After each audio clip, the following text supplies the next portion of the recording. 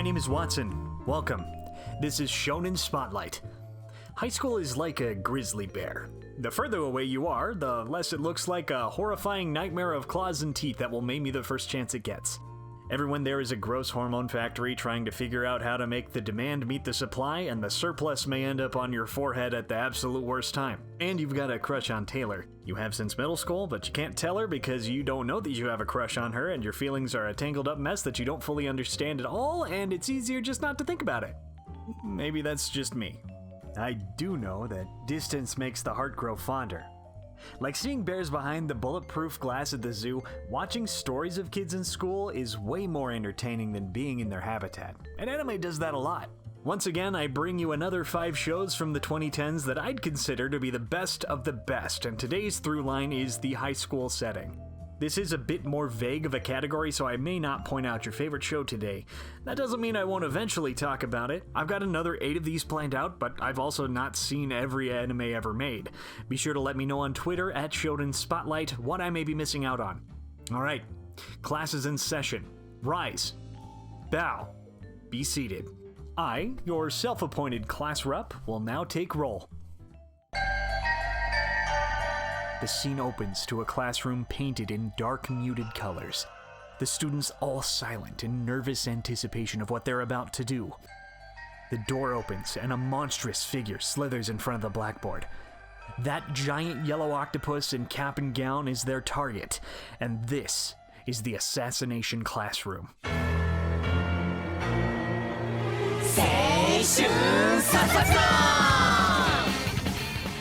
With a title that dour and questionably appropriate to an American audience, you'd be fine to assume this show would be a non-stop slaughterfest, but you'd also be very, very wrong.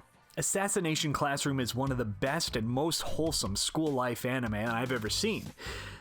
Well, wholesome when it isn't trying to murder the entire class. One day, after the moon explodes into a permanent crescent, a 7-foot-tall, indestructible Mach 20 tentacle monster appears and takes the credit, and threatens to do the same to the planet in 1 year. He also says he wants to teach a specific middle school class. The government agrees only because they can't stop him if they tried, and the monster agrees to keep the kids out of harm's way. Meanwhile, the government gives the class their assignment to kill the creature before the deadline for a substantial reward, and give them the tools and training they need to succeed. So many questions immediately pop into your head. Why does this synopsis read like a Mad Lib? Why would a monster that can end the future want to prepare kids for one that doesn't exist? Why this class of all classes? How are these kids gonna wipe that conceited grin off his circular face? Why, in God's name, is he so obsessed with cleanliness? Most of these questions get their proper answers. Without spoilers, I can tell you this golden cephalopod is my favorite part of the whole series. He's smart, he's dangerous, he's hilarious, and he's the best damn teacher in the world. This series is just as much about the classroom as it is about the assassination. And Koro-sensei will stop for nothing short of these bottom-tier students to beat the academic pants off this school's cutthroat philosophy. Both of his voice actors do an incredible job. Jun Fukuyama, best known for his portrayals of Lelouch Lamperouche and Yukio Okumura, and Sonny Strait, Funimation's Krillin and Usopp, each knock it out of the park. You can't go wrong with either audio track, but the opening themes sung by the entire Japanese cast of Class 3E loses some of its charm in the English dub without context. The 28 kids nearly all get some spotlight to varying degrees in the 47 episodes of the show, skipping only one boy's story the manga tells. There's competition for the bounty on Koro-sensei, and as much as the kids want that bounty themselves, they start to fall in love with their new teacher and don't want to see him dead. They and their other teachers appointed by the Ministry of Defense do everything in their power to make sure no one else will claim their fortune before the world explodes or they find another way to continue on. The source manga is 21 volumes strong, and we go from start to finish for this one. No read the manga ending here, and man, what an ending it is. This story is complete, completely absurd, and completely heartwarming with a little action thrown in for good measure. Assassination Classroom really was tentacles all along.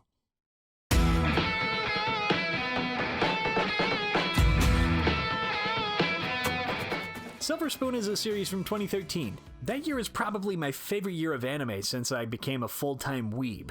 It introduced me to so many of the shows that I consider to be all-time favorites, and I'm constantly finding more and more hidden gems from that year that I missed.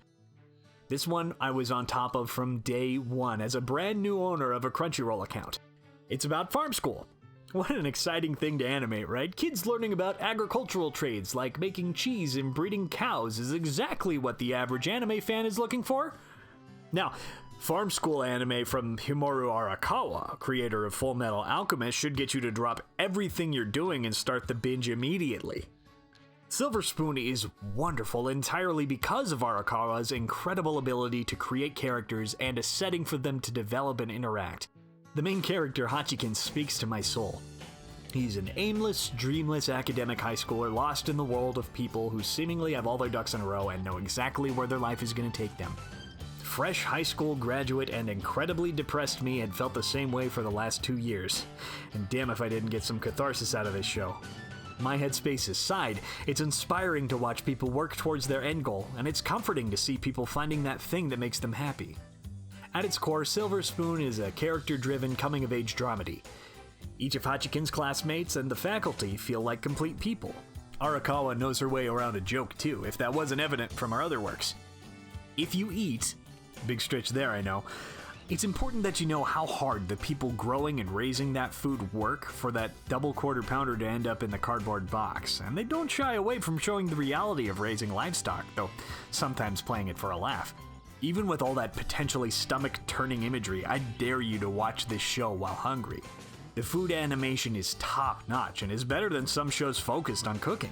You can't get further away from the steampunk grunge of Amestris or the romantic adventures in Pars than the quiet Hokkaido countryside at Eizono Agricultural High School. From the early misty mornings walking to the chicken coop to the snow-covered woods just outside the campus, the production team captures the beauty of nature us city-living night owl internet hermits don't see. The soundtrack plays in the back of my mind every now and then. It's laid back and soothing, but can get the emotions rolling when it needs to. Stop making me cry about food, damn it. Pork bowl, why? Why do you look so delicious?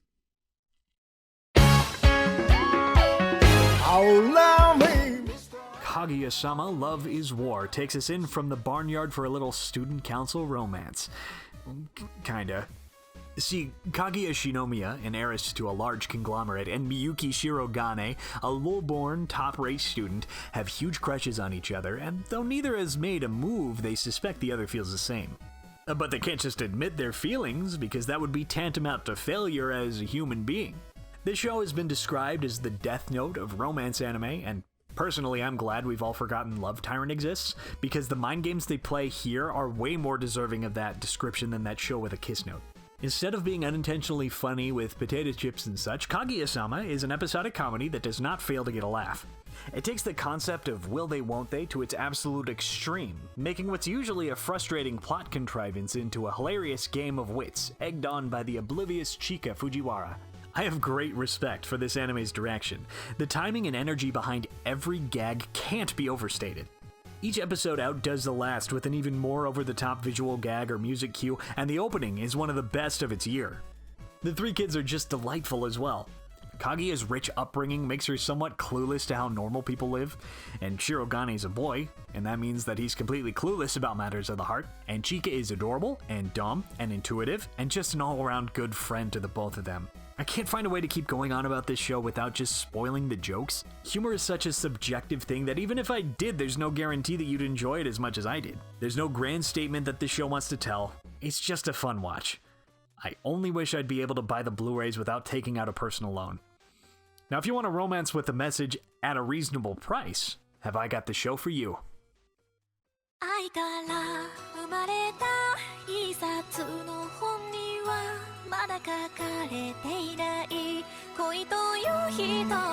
Point number 1. O Maidens in Your Savage Season is an anime adapted from a manga by Mari Okada, director of Makia and the Promised Flower and creator of Anohana. Like Anohana, she also wrote the script for the adaptation. Point number 2. It follows 5 like-minded girls who are all members of their high school's literature club as they start to discover that sex is taking over their every thought, each struggling with it in different ways. Some have new feelings that scare them, some start having unhealthy obsessions, and the other one is in deep denial. Point number 3. There is no show with more tact with the difficult subject matter this show tackles than this one.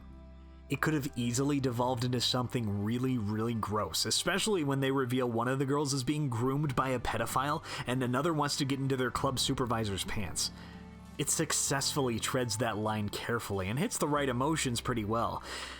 I'm not 100% sure about how I feel about the teacher plot, to be honest. That gets a little weird, but it stays tasteful. But it's not all dark and depressing either. This show is very funny. But there are no cheap laughs, like, say, saying penis over and over, or excessively jiggly memories. This show is firmly grounded.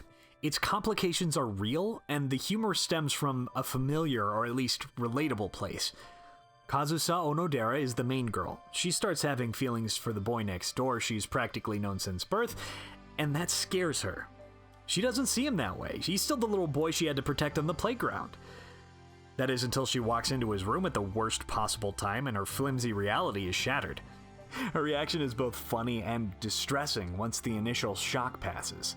She has to now live with the knowledge that people change and those childhood memories are long behind her. That can be hard for anyone, not just someone who walked in on their best friend with his pants around his ankles. Her growth alone would make this anime an easy recommendation, but with the other 4 girls having just as powerful development, Maidens is a contender for the best anime of all time. And it's impossible for me not to recommend a show that gets me to tears. It just so happens that this one made me happy cry. But if you want something sad, well...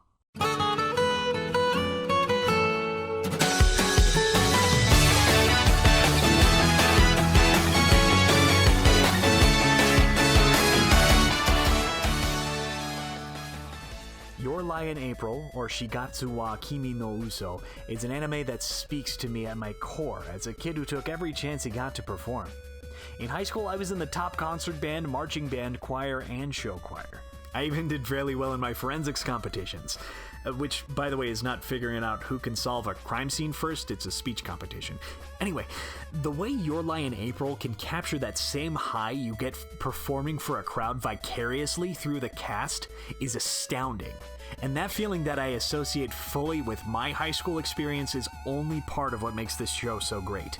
Kosei Arima is a piano prodigy who has won many competitions at a very young age. He fell out of it after his mother died, and he lost the sound of his piano during recital. And that probably would have been the last time he played the keys if the fiery violinist Kaori Miyazono hadn't demanded he be her accompanist. Her music reminds him of what he'd separated himself from, inspiring him to go back to the keyboard, take back his top spot, and work through his trauma.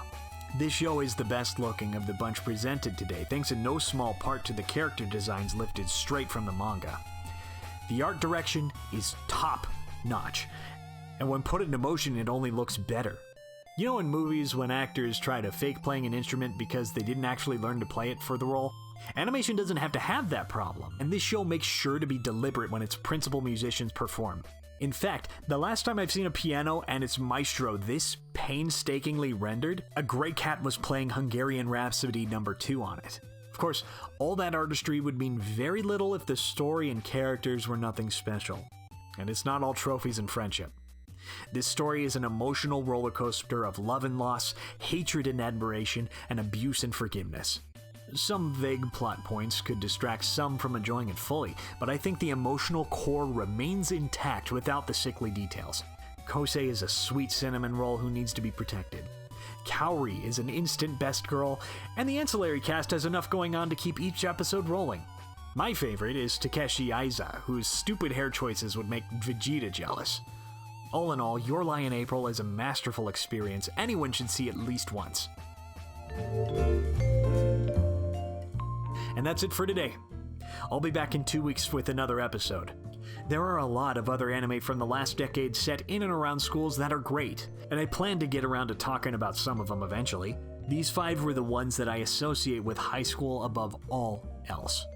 If you think I've missed any, be sure to tell me in the comments below if you've found me on YouTube, or let me know on Twitter, @ShonenSpotlight.